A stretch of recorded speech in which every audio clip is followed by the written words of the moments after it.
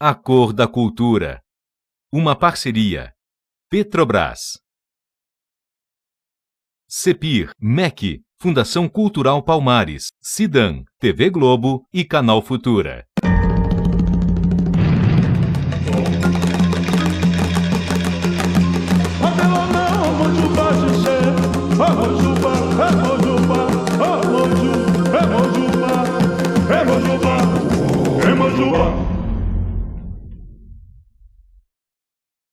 Agida golonã que eu achururu da goileile. Agida golonã que eu achururu da goileile. Agida golonã que eu achururu da goileile. Agida golonã que eu achururu da goileile. Uma lenda africana conta sobre uma grande festa.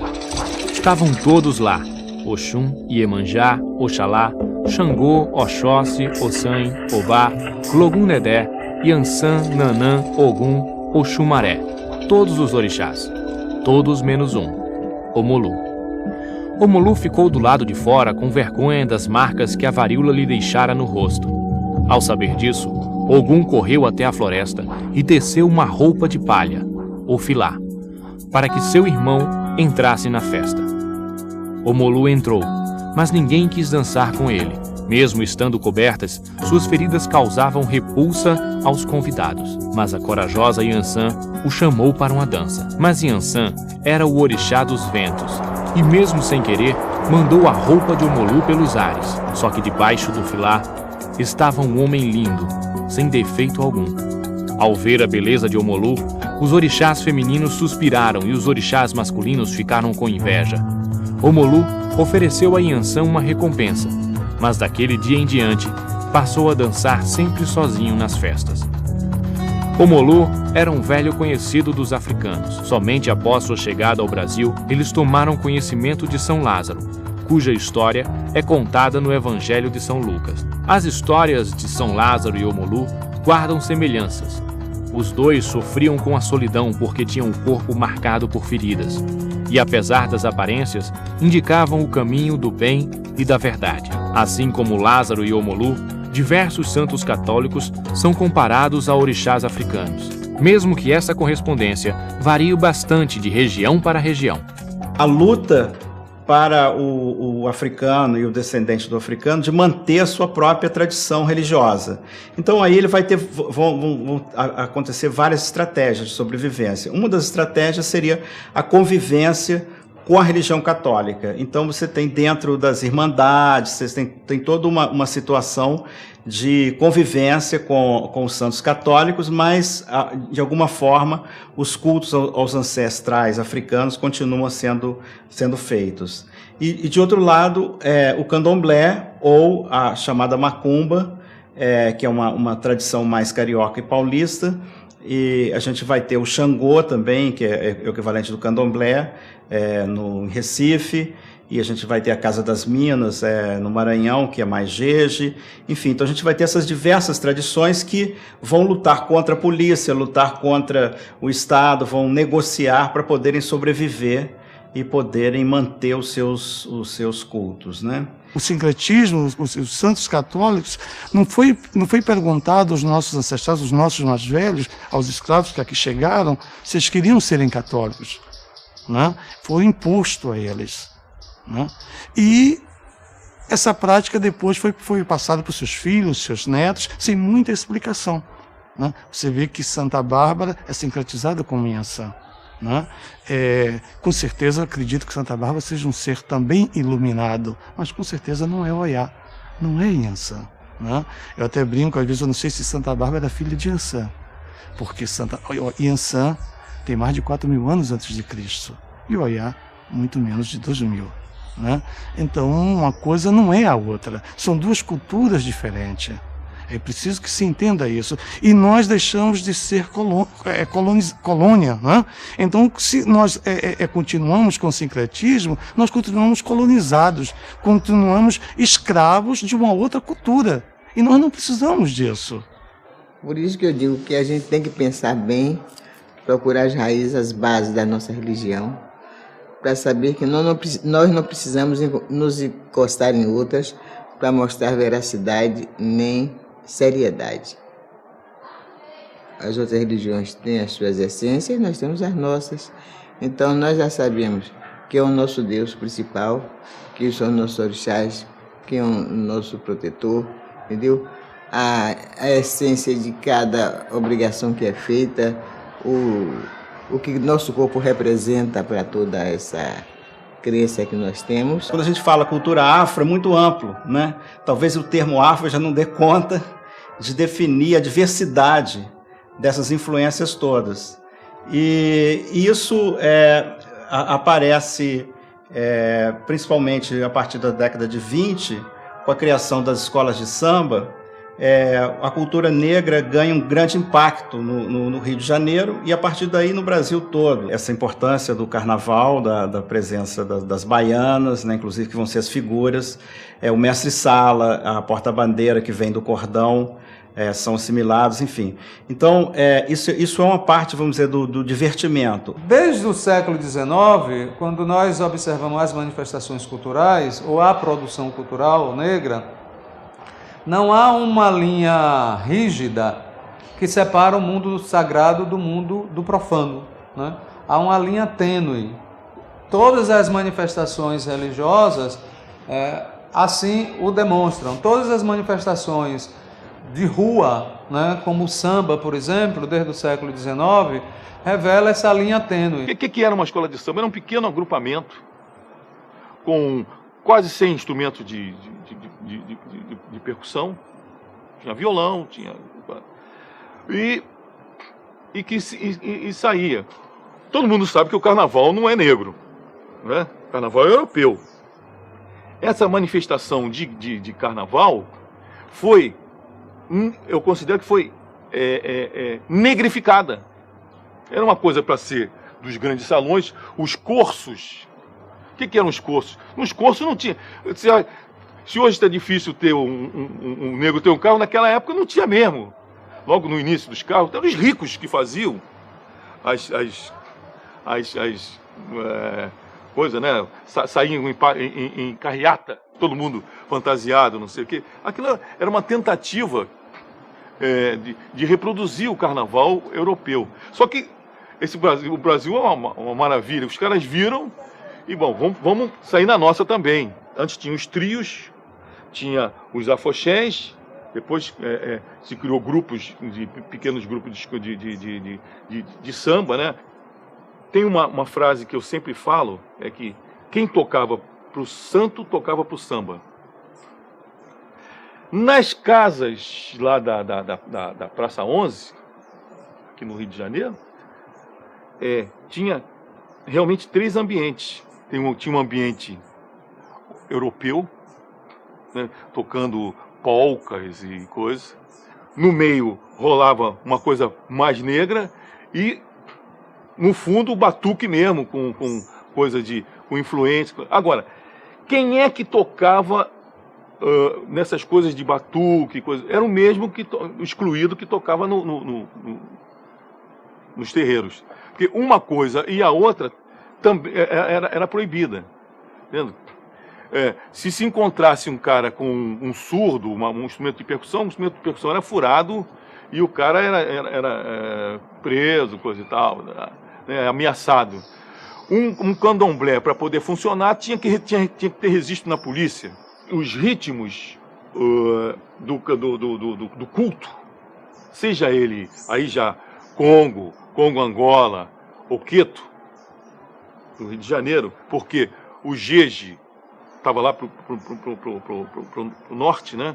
O Jeje está lá no Maranhão, né?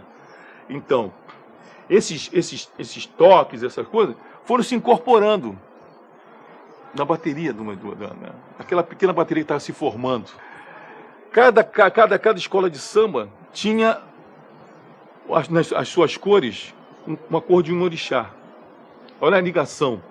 A caixa ainda é o ritmo daquele antigo orixá que tinha na escola.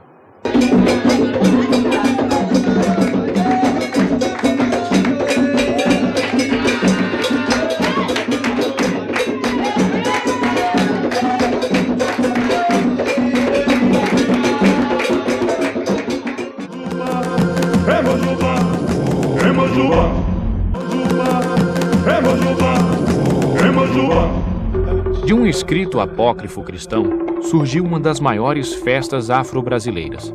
A história conta que certa vez a Virgem Maria teria entrado em dormição, isto é, dormido o sono da morte diante dos apóstolos de Jesus. Seu corpo imaculado foi então levado a um sepulcro novo, mas quando os apóstolos lá voltaram 3 dias depois, encontraram vazio e com odor de flores. A Virgem tinha subido ao céu em corpo e alma. A Virgem Assunta ganhou o nome de Nossa Senhora da Boa Morte e seu culto foi trazido ao Brasil pelos padres jesuítas. As primeiras procissões em homenagem à santa aconteceram em Salvador. Olha, meu filho, a Irmandade de Nossa Senhora da Boa Morte era uma irmandade muito pobre. Quando começou na Barroquinha, ela era uma pessoa que lutava, a gente lutava, criava porco, galinha, tudo em seus terreiros, porque eu fiz esse tipo de trabalho. Nesse ínterim que chegou um governador lá chamado Madeira de Melo, em Salvador, e expulsou a Irmandade de lá. A Irmandade da Boa Morte veio rumo a Santa Amaro, Muritiba, São Gonçalo e se instalou em Cachoeira, porque aqui em Cachoeira tem o Engenho da Vitória, onde tinha muitos negros alforriados, muitos negros ainda cativos ao trabalho, e aí a Irmandade organizou um quilombo. E que quilombo que colhia suas irmãs, vendendo o quê? Pé de moleque, pamonha, bolinho de estudante, fazia maniçoba, porque a maniçoba saiu da senzala para a mesa do senhor, fazia um grande feijão chamado temperado em tempero em pé, pisado no mocherifardo, para poder refogar com toucinho, porque naquela época não tinha óleo, era toucinho de porco, para refogar, fazer aquelas comidas deliciosas. E daí os negros vendiam, ou davam, eles tomavam, batiam, para poder os negros sobreviver. E hoje, negro, porque eu sou uma negra que me sinto feliz, me sinto maravilhosa, ser uma membro da Irmandade de Nossa Senhora da Boa Morte. Dessa Irmandade também que saem as primeiras mães de santo da Bahia, né, do Brasil. E é o primeiro movimento de mulheres, de uma resistência negra. Elas participaram ativamente em todas as rebeliões, nas rebeliões dos alçás, dos malês, né, contribuindo, ajudavam todo naquele entorno de Cachoeira, os quilombos. Elas tinham uma função social importantíssima naquela área, né, de resistência, de compra de escravos, de toda uma atenção à questão da liberdade do negro, da contribuição para uma recomposição social, política e religiosa daquele homem escravizado naquele período. A Irmandade tem aproximadamente 230 anos. Na época da escravidão, as mucamas, aquelas mulheres que trabalhavam na casa dos senhores, ajudavam seus irmãos a fugir para outros quilombos, levando dinheiro, remédio, muitas vezes comprando sua carta de alforria para que eles pudessem fugir.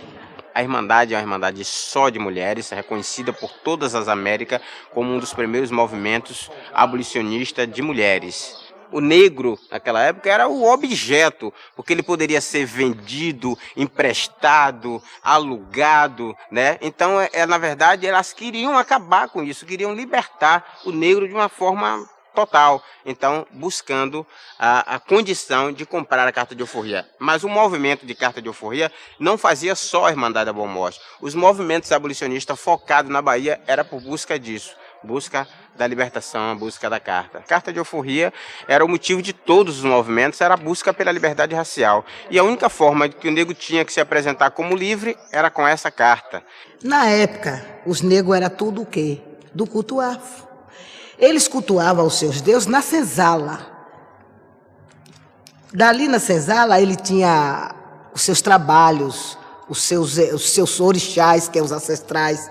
Então eles tinham, e não pode mudar, porque todo mundo que é da Irmandade da Boa, eu mesmo sou de Candomblé, sou filha de Inhansã, tenho muito orgulho de ser. A única forma que os negros tinham de se organizar na época, de camuflar o seu processo religioso, de camuflar também o seu movimento, era adotando a conjuntura católica. Então elas adotaram Nossa Senhora da Boa Morte e Glória para ser a padroeira da formação, edificaram uma igreja na Barroquinha, mas no fundo da igreja um terreiro de candomblé. A Irmandade da Boa Morte, porque elas tinham muito sofrimento, muito sacrifício, muitas porritilhadas. Ali no Pelourinho era o lugar do massacre. Então, elas adotaram Nossa Senhora da Nossa Senhora, a mãe de Jesus, a Virgem Maria, como mãe da Irmandade, que é botar o nome Nossa Senhora da Boa Morte, porque ali termina todo o sofrimento, termina todo tipo de humilhação, passando de uma vida para outra.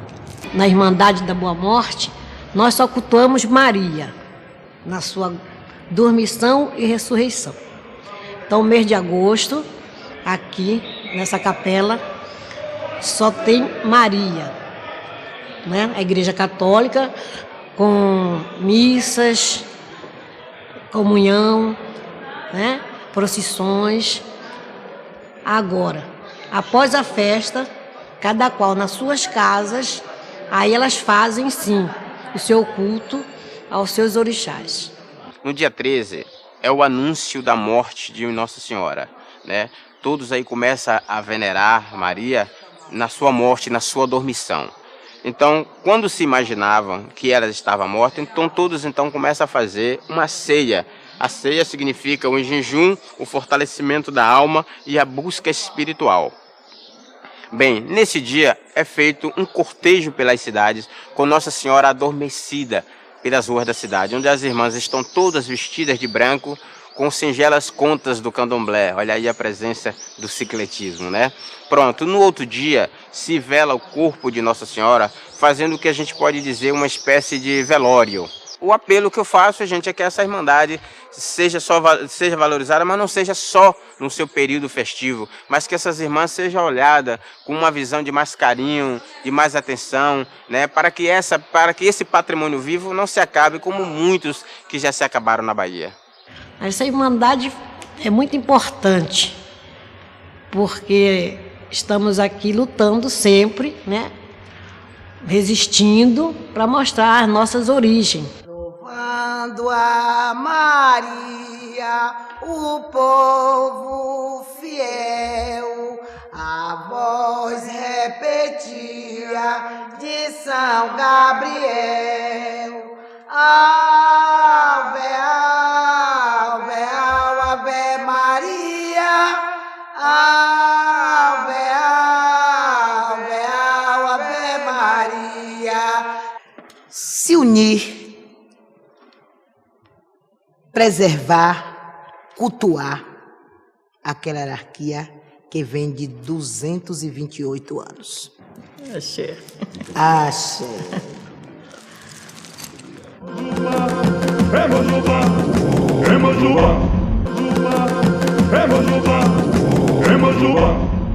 O jongo, também conhecido como Dança das Almas, é uma dança afro-brasileira de forte motivação religiosa.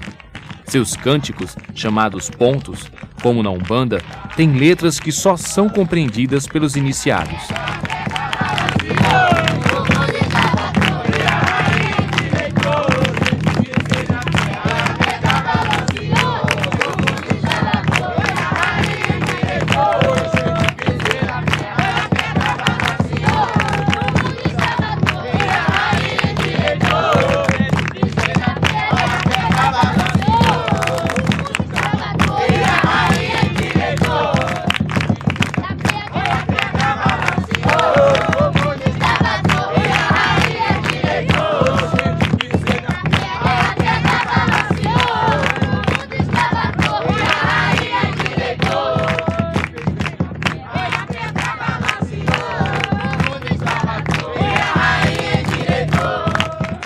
Essa tradição vem passando desde criança. Eu aproveito o trabalho das crianças, o porquê? Para que isso não acabe. O amanhã ou depois eu não estou aqui mais, como tem meus pais, meus avós. Então tem as crianças para levar nossa imagem à frente, para que não deixe isso passar. Há festas mais representativas no universo baiano.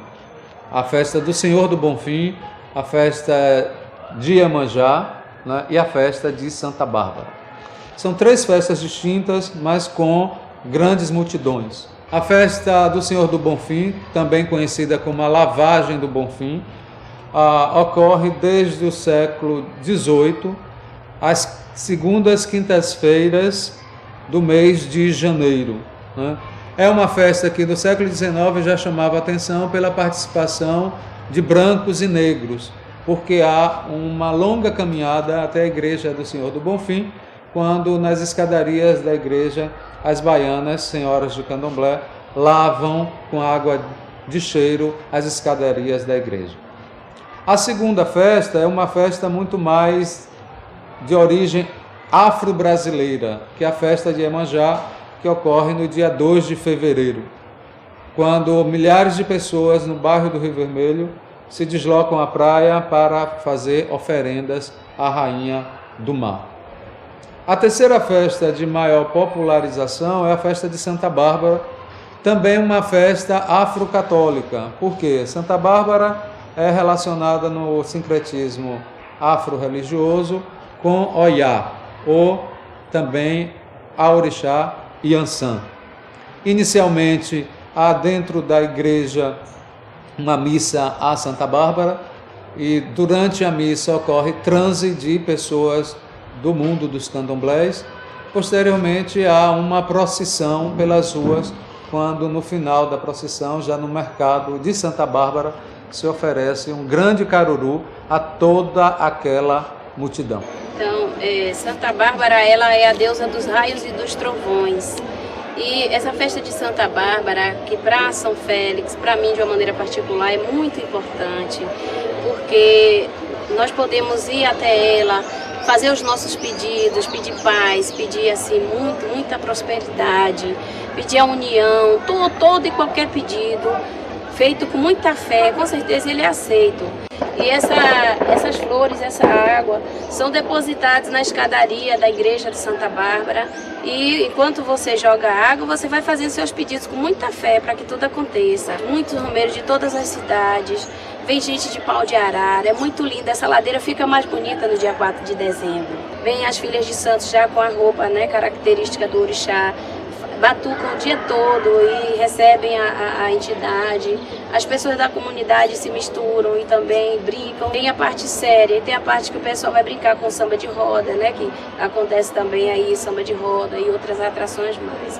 Então é uma festa muito cheia de energia, que Santa Bárbara é guerreira, é cheia de energia, é cheia de luz. Então quando nós estamos assim perto dela, com certeza, é só força positiva, é só alegria, é só axé.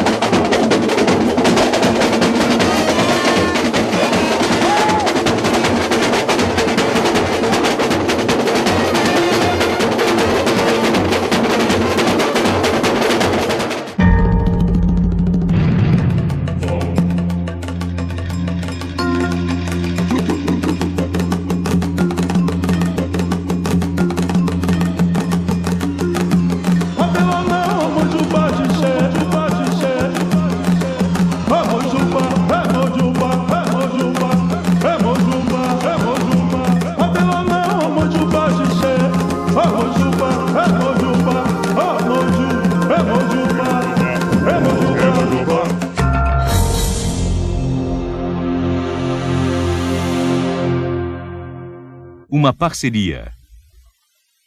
Petrobras, CEPIR, Cidan, TV Globo, Canal Futura.